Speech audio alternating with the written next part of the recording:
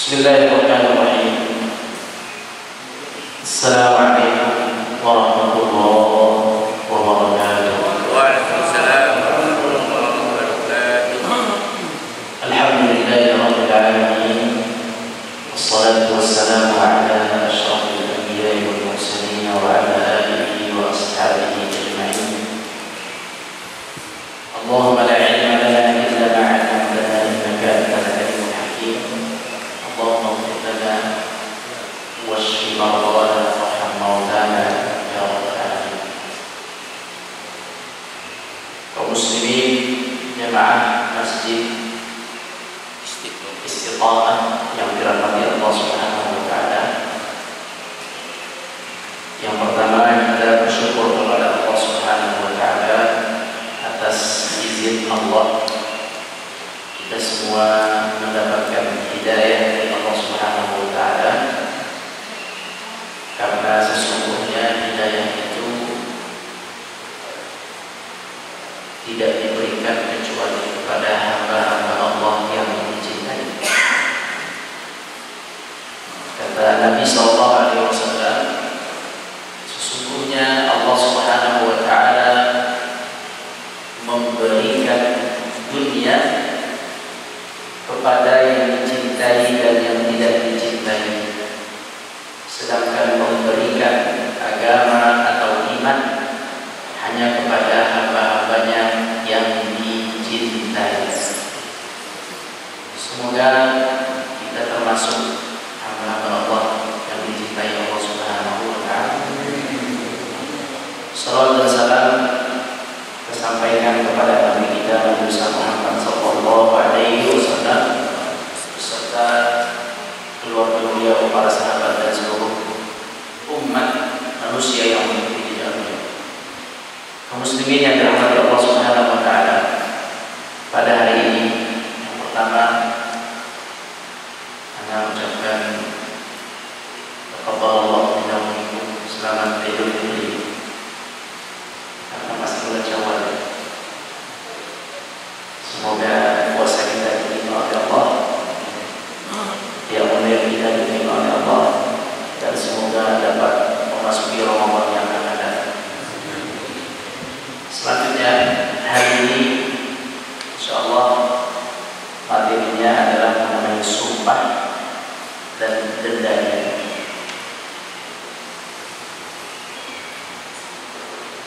Materinya ada di dalam kertas, kita baca bersama ya insyaallah. Bismillahirrahmanirrahim. Nomor 1, dilarang bersumpah dengan selain Allah. Kalau ingin bersumpah maka harus menggunakan nama Allah. Demi Allah, demi yang Maha Kuasa, demi yang Maha Esa, boleh seperti itu. Selain itu tidak boleh. Demi langit dan bumi, demi matahari, demi ayah saya, demi orang tua, demi ya, yang lainnya semua hukumnya tidak boleh dalam Islam. Islam membolehkan sumpah dengan menyebut nama Allah Subhanahu wa taala. Di dalam hadis Rasulullah sallallahu alaihi wasallam bersabda, "An Abi Hurairah radhiyallahu anhu qala qala Rasulullah sallallahu alaihi wasallam, la tahlifu bi abaikum wala bi ummahatikum wala bil andad wala tahlifu illa billahi wala tahlifu billahi illa wa antum shadiqun."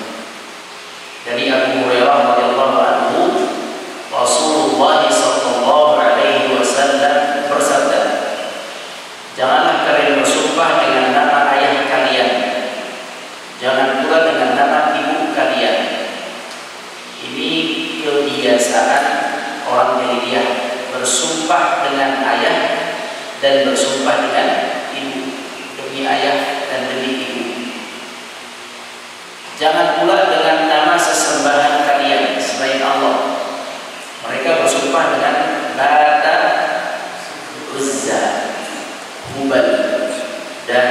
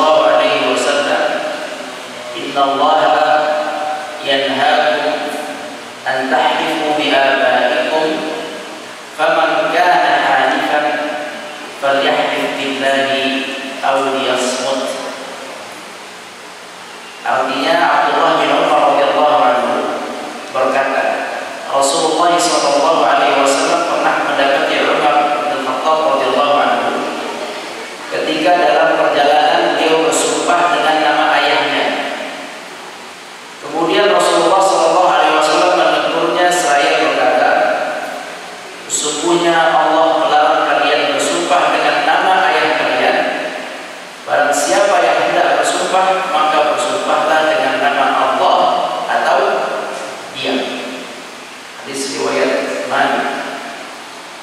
Anda baca dulu ya, nanti penjelasan bisa kita jelaskan.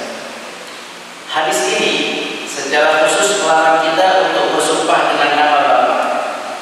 Namun sesungguhnya larangan ini tidak sebatas sumpah dengan nama Bapa, tetapi termasuk sumpah dengan nama makhluk apapun. Tidak boleh. Apapun jenis makhluk itu kita tidak boleh bersumpah dengannya. Kemudian dikhususkan dalam hadis ini larangan sumpah dengan nama Bapa karena dua sebab.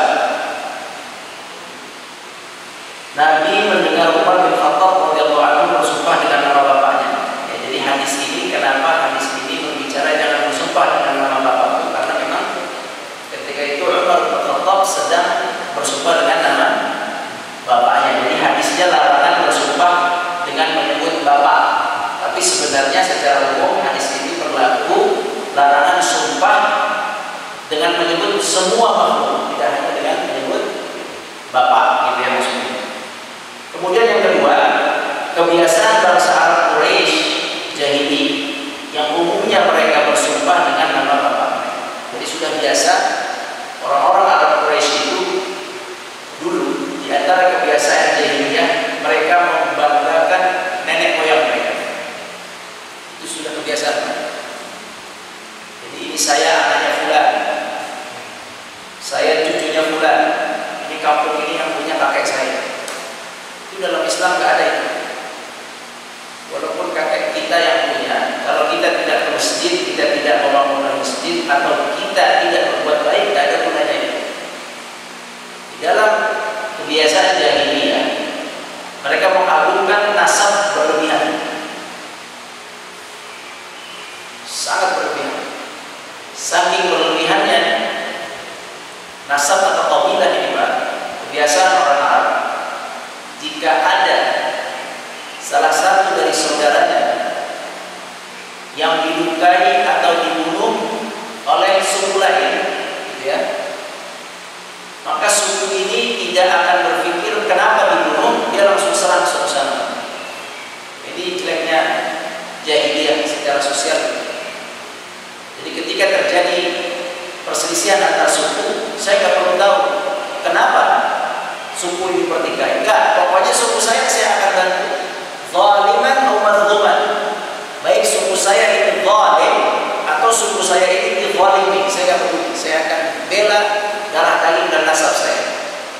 Itu kemudian keluar hadis Nabi Sallallahu Alaihi Wasallam, keluar hadis Nabi, bantu orang zalim dan orang yang dizalimi. Pernah dengar hadis itu? Bantu orang zalim dan orang yang dizalimi.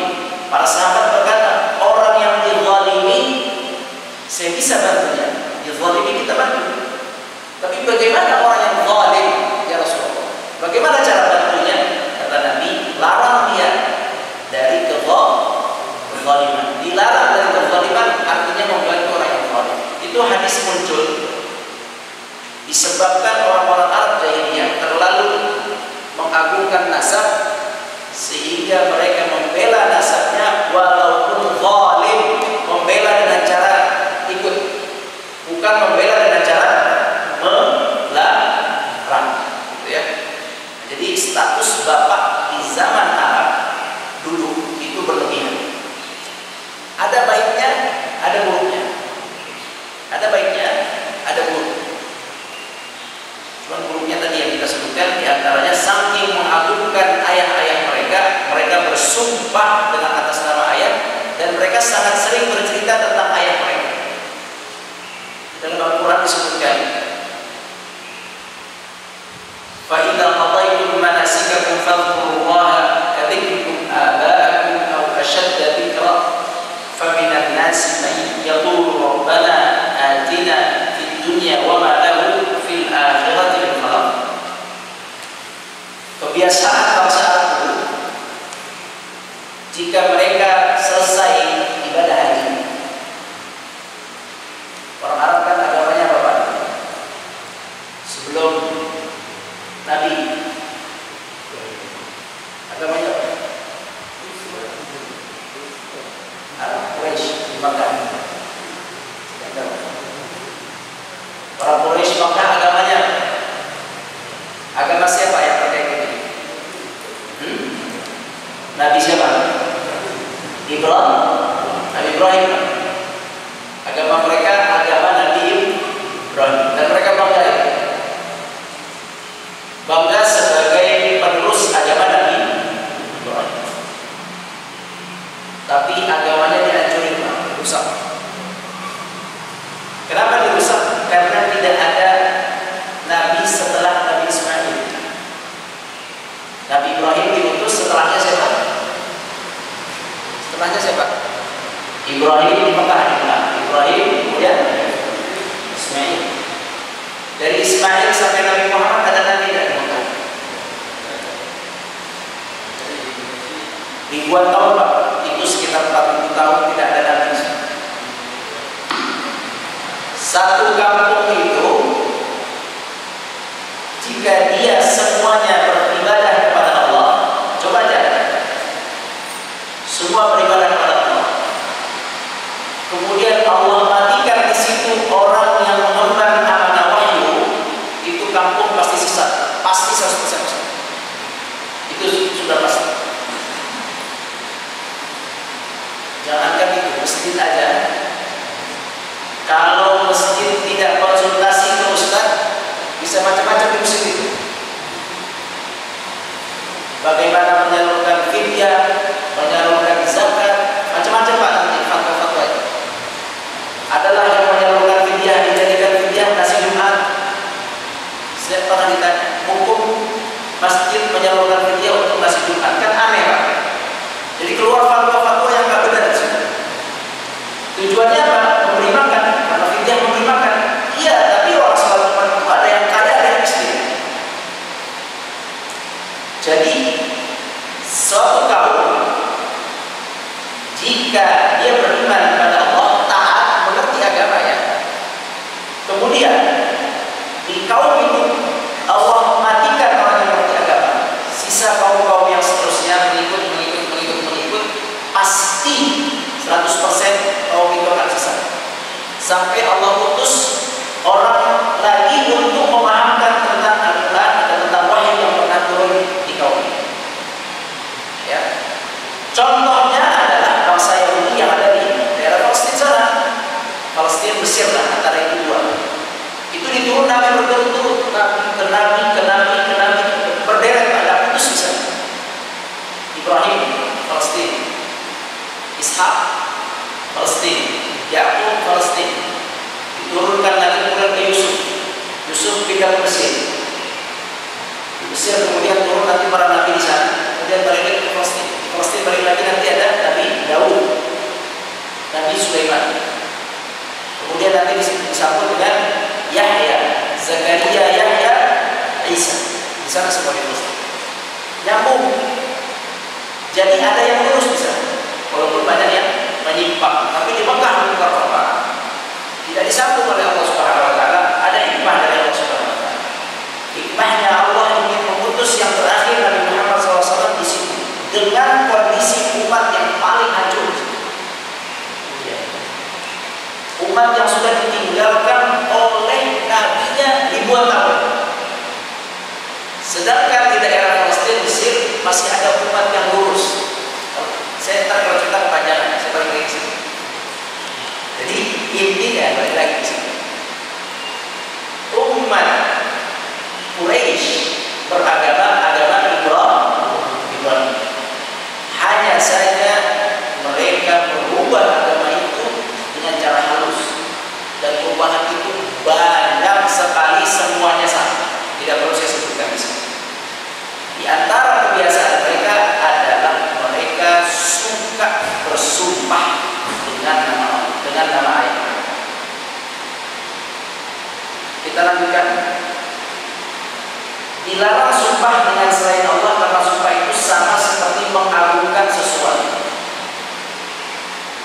sedangkan keagungan hanya milik Allah. Jadi kalau kita bersumpah itu artinya kita mengagungkan yang kita bawa dalam sumpah kita. Demi Allah, berarti kita agungkan Allah sehingga orang yang mendengar gitu ya, yakin bahwa saya ini membawa zat yang agung untuk membenarkan perkataan saya, kan gitu.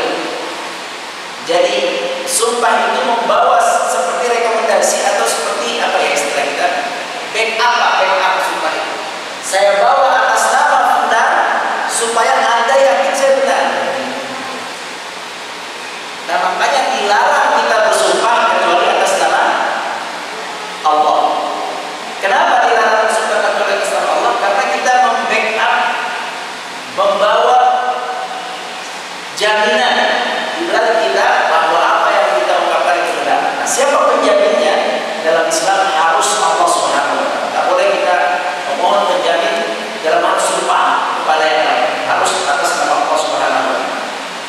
Nomor 3. Bersumpah dengan selain Allah dapat menjatuhkan ke dalam perbuatan syirik kecil. Hadisnya artinya langsung Ibnu Umar radhiyallahu anhu mendengar seseorang bersumpah demi Ka'bah. Nah, Ka'bah itu diagungkan oleh bangsa Arab juga. Seluruh bangsa Arab itu mengagungkan Ka'bah. Dari Yaman sampai bangsa Arab yang ada di istilah kita di Riyadh, kota Saudi di atas. Itu semua dulu mengagungkan Ka'bah. Siapa yang tahu contoh Ka'bah diagungkan, saking diagungkan akhirnya Ka'bah itu mau dihancurkan. Sama siapa dihancurkan? Raja? Ya, mau dihancurkan kenapa? Karena Abraha sebagai raja iri. Dia raja di Yaman, Yaman itu orang Arab. Dia iri orang Arab di negerinya sampai-sampai menyempatkan diri bersusah payah pergi ke Makkah untuk tawaf di Ka'bah, pergi haji, dulu haji mereka. Sebelum Nabi Yunus, tapi sesat hajinya berantakan. Jadi Ka'bah itu sudah dimuliakan dari sejak Nabi Ibrahim alaihissalam, Nabi Ismail. Jadi Ka'bah itu sesuatu yang mulia. Ditambah kejadian Abraha itu, yang mana pasukan gajah ingin menghancurkan Ka'bah tidak berhasil. Ka'bah semakin mulia lagi di hati orang Arab, semakin dahsyat lagi. Hebat sekali Ka'bah, tidak bisa dihancurkan, gitu ya. Nah, jadi mereka juga biasa bersumpah dengan nama Ka'bah, demi Ka'bah, ya, demi Ka'bah, suci bagi mereka dan bagi kita juga suci Ka'bah, ya. Sehingga ketika dia bilang demi Ka'bah, ya udah, kalau dia sudah sumpah demi Ka'bah, saya percaya. Itu dulu, kemudian dilarang, ya. Ibnu Umar mendengar seseorang bersumpah demi Ka'bah, kemudian Ibnu Umar menegurnya, jangan kamu bersumpah dengan selain Allah, karena Rasulullah SAW bersabda, barang siapa bersumpah dengan selain Allah, maka ia telah kafir atau syirik. Sekarang kita kan mau tahu ini kafir atau syiriknya ini apa maksudnya? Kan gitu ya. Barang siapa yang bersumpah dengan selain Allah, maka dia telah kafir, dia telah syirik. Ini perlu dijelasin apa makna kafir dan syirik di sini. Maksud telah kafir dan syirik pada hadis di atas bukan berarti menjadi kafir tulen.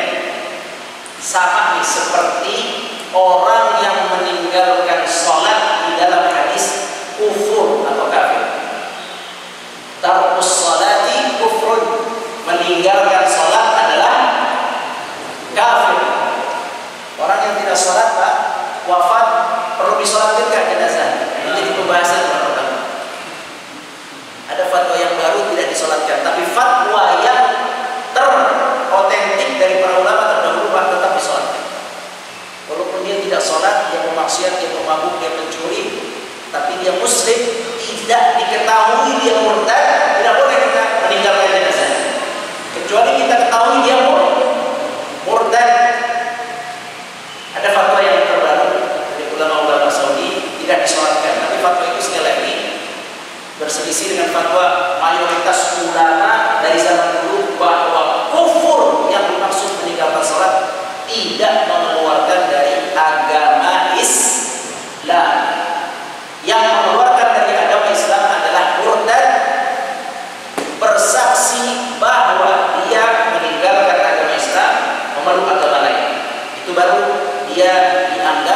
sebagai murtad dan tidak disolatkan.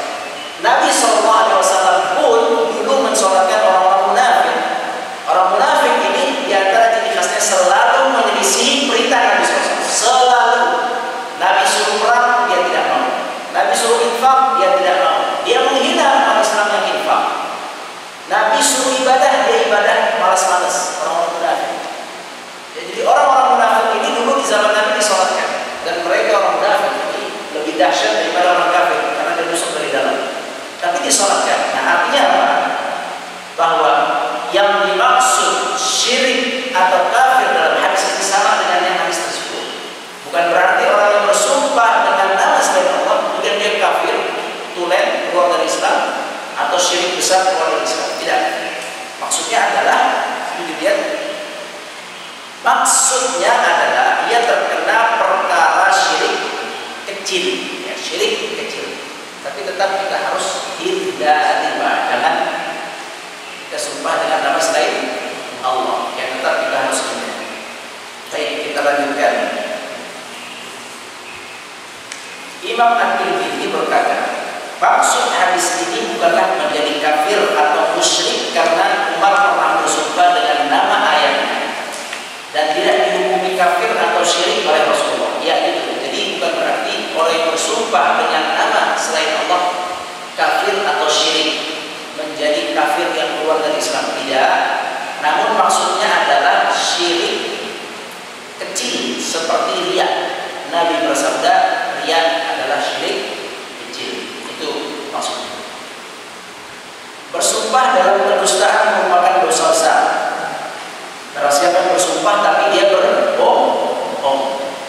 Abdullah bin Amr berkata, seorang Arab Badui bertanya kepada Rasulullah SAW tentang dosa besar. Nabi menjawab, dosa besar itu syirik. Dosa besar itu syirik. Syirik yang dimaksud di sini adalah keluar dari Islam. Syirik keluar dari Islam itu dosa paling besar. Kemudian durhaka kepada orang tua. Kemudian orang yang bersumpah palsu sehingga mengambil harta orang lain. Orang sumpah palsu sehingga dia mengambil harta orang lain. Yakni sumpah palsu ini sehingga dia menang dalam mahkamah dengan sumpah palsu. Orang yang suka sumpah palsu siapa? Orang munafik. Di dalam Al-Quran banyak ayat yang menjelaskan sifat orang munafik. Ayatnya sama bunyinya. Ittakhadhu aymanahum junnatan. Orang munafik menjadikan senjata tameng mereka itu sumpah. Jadi dikit-dikit dia sumpah, dikit-dikit dia sumpah, dikit-dikit dia sumpah sebagai tameng dia untuk bisa berdusta. Itu orang munafik. Ittakhadhu aymanahum junnatan fasaddu an sabilillah. Jadi junnah adalah tameng. Dia selamat dengan sumpahnya, tapi sebenarnya sumpahnya palsu. Dia ada perang, tidak datang medan perang, Nabi pulang dari medan perang, nanti mereka datang ke Nabi, demi Allah, saya sedang sakit, anak saya sedang sakit, istri saya sedang sakit, saya sedang masalah ini itu, demi Allah. Nanti Nabi mengatakan, silakan. Orang munafik itu dibiarkan oleh Nabi SAW. Tidak diladeni. Orang munafik itu bakal berdiladeni. Kalau Bapak udah tahu orang munafik, jadi munafik sering bicara dusta, bahkan sumpah dengan dusta, itu cuekin aja Pak. Dilihat aja, dilihat, masukin tong sampah. Betul, itu sikap Nabi SAW. Sahabat semua tak betah melihat orang munafik, ingin dipukulnya, ingin dibunuhnya oleh para sahabat. Tapi Nabi SAW mengatakan, biarkan dia.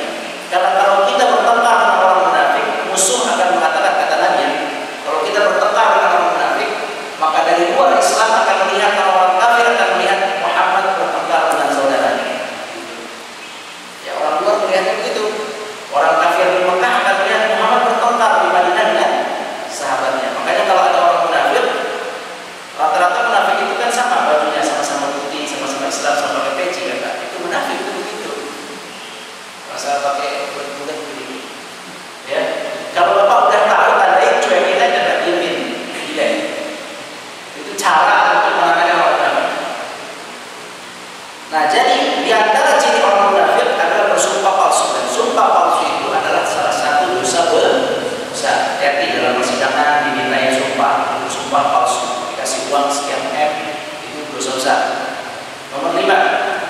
Siapa bersumpah dengan nama makhluk, hendaknya dia mengucapkan la ilaha illallah. Jadi kalau nanti suatu saat sempat bersumpah lupa gitu ya, demi fulan, demi Ka'bah, maka cara menyelesaikannya gimana? Mengucapkan la ilaha illallah. Itu cara mengucapkan la ilaha illallah. Yang keenam, wajib membayar denda jika membatalkan sumpah.